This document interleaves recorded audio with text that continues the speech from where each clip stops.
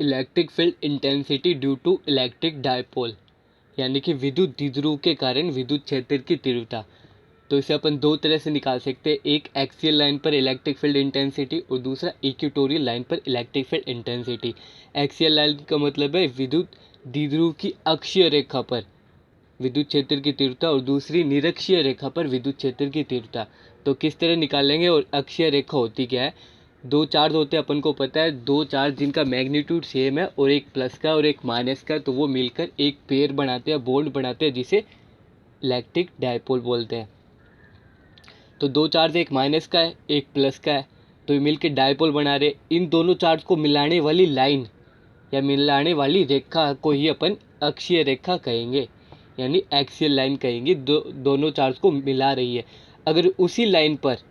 किसी distance are पर, distance मैंने आपको बताया था सेंटर से ही लेंगे, तो सेंटर से किसी डिस्टेंस आर पर कोई पॉइंट पी है उसी लाइन पर, तो वहाँ पर अगर इलेक्ट्रिक फील्ड की इंटेंसिटी निकालनी है, यानी विद्युत क्षेत्र की तीव्रता निकालनी है अपन को, तो उसे एक्सियल लाइन कहेंगे अपन, यानी electric field intensity on axial line. देखते हैं अपन, मैंने आपको बताया था ना डिस्टेंस 2a क्यों ली थी, इसलिए ली थी क्योंकि अपन को जब एक्सियल लाइन पर डिस्टेंस निकालनी होगी, इलेक्ट्रिक फील्ड इंटेंसिटी निकालनी होगी, तो अपन डायपोल के सेंटर से डिस्टेंस कंसीडर करेंगे। इसलिए अपन ने ये डिस्टेंस 2a ली थी, ताकि अपन सेंटर से कंसीडर करेंगे तो इसको a पार्ट में और इसको a पार्ट में डिवाइड कर लेंगे, दोनों हाफ हाफ पार्ट को। तो सेंटर से r डिस्टेंस पर पॉइंट p है, यहाँ पे इलेक्ट्रिक फील्ड इंटेंसिटी निकालनी है, तो अपन ने यहाँ पर पॉजिटिव टेस्ट चार्ज को बिठा दिया, यानी कि क्यू नोट को, जिसकी वैल्यू 1 कूलम को,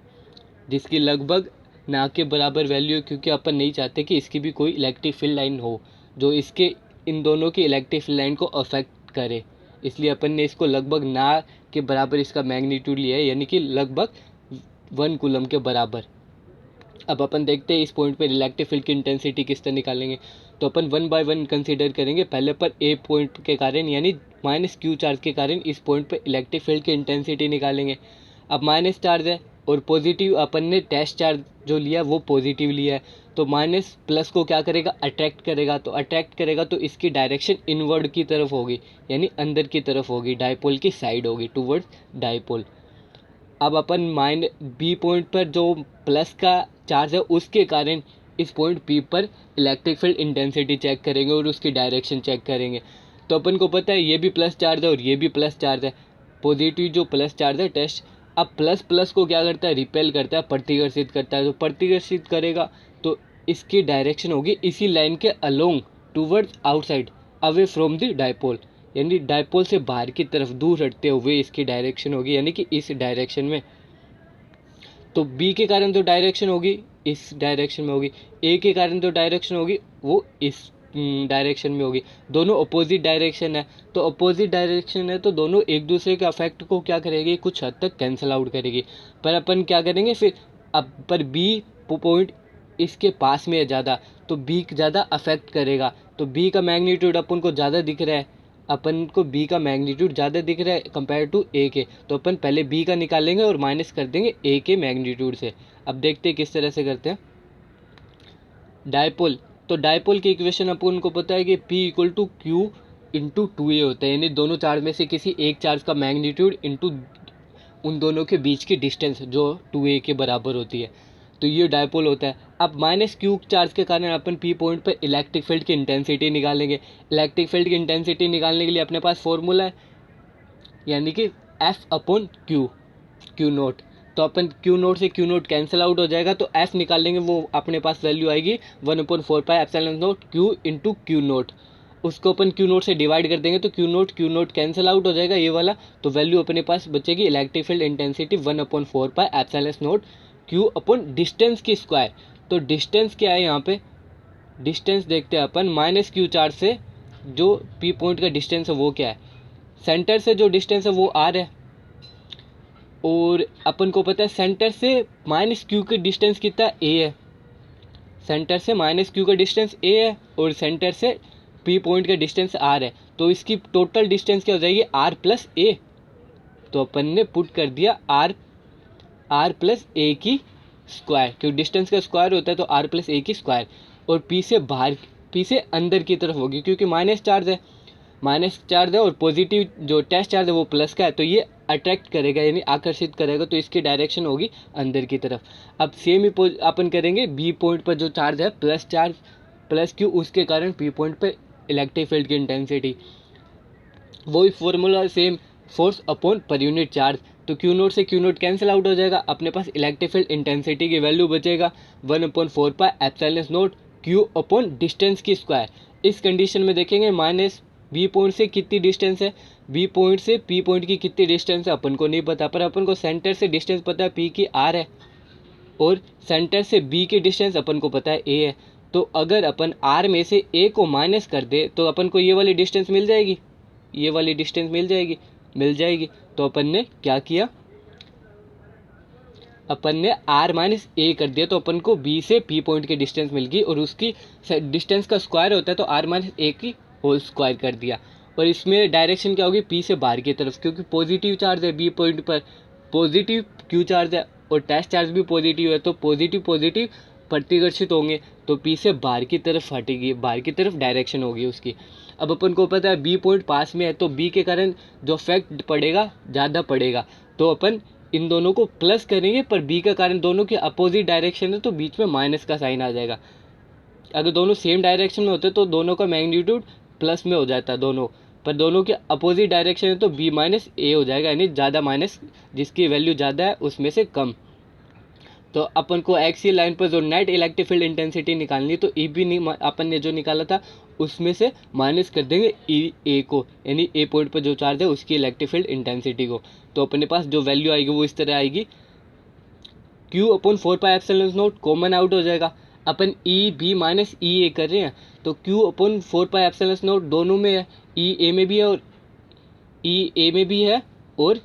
ये देखिए ई ए में भी है और ई बी में भी है, तो ये तो कॉमन आउट हो जाएगा। कॉमन आउट हो जाएगा तो अपने पास ब्रैकेट के अंदर बचेगा 1/r माइनस ए की whole square minus R plus A की होल स्क्वायर, तो अपन को ये वैल्यू बचेगी। उसके बाद अपन क्या करेंगे, उसके बाद अपन एलसीएम ले लेंगे, तो एलसीएम जब अपन लेंगे तो अपन को नीचे मिलेगा आर की स्क्वायर माइनस ए की स्क्वायर की होल स्क्वायर। कैसे, क्योंकि ये ए माइनस बी और ये ए प्लस बी, तो अपन को फॉर्मूला मिलता है ए की स्क्वायर माइनस बी की स्क्वायर। तो यहाँ पे ए अपन ने माना है आर और बी माना है अपन ने ए, तो ये फॉर्मूला आ जाएगा आर ए की स्क्वायर यानी आर की स्क्वायर माइनस बी की स्क्वायर यानी ए की स्क्वायर, और इसमें दोनों में स्क्वायर है तो ये हो जाएगा फॉर्मूले में की होल स्क्वायर, यानी ए आर की स्क्वायर माइनस ए की स्क्वायर की होल स्क्वायर। और जब अपन 1 को मल्टीप्लाई करेंगे इससे आर प्लस ए की होल स्क्वायर से, तो ये हो जाएगा ऊपर हो जाएगा आर प्लस ए की होल स्क्वायर, और इस साइड इसको मल्टीप्लाई करेंगे 1 से तो ये हो जाएगा आर माइनस ए की होल स्क्वायर, और माइनस पहले से था तो ये माइनस पहले से रहेगा। अब इस वाली टर्म को अपन ओपन करेंगे, खोल लेंगे, तो आर की स्क्वायर हो जाएगी, ये ए प्लस बी की होल स्क्वायर का फॉर्मूला है, तो ए की स्क्वायर प्लस बी की स्क्वायर प्लस 2ab,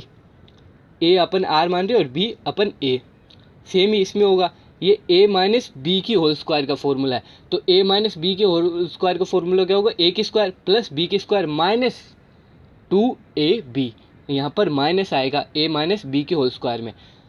तो अपन r की स्क्वायर जो प्लस की थी और माइनस ब्रैकेट के बाहर है तो ये माइनस का हो जाएगा, a की स्क्वायर जो प्लस की आई थी वो भी माइनस बाहर है तो माइनस की हो जाएगी, और माइनस 2a आ रहा था अपने पास और माइनस पहले से है तो माइनस माइनस ये वाली टर्म प्लस की हो जाएगी। अपन ने फॉर्मूला लगाया a माइनस बी की होल स्क्वायर का,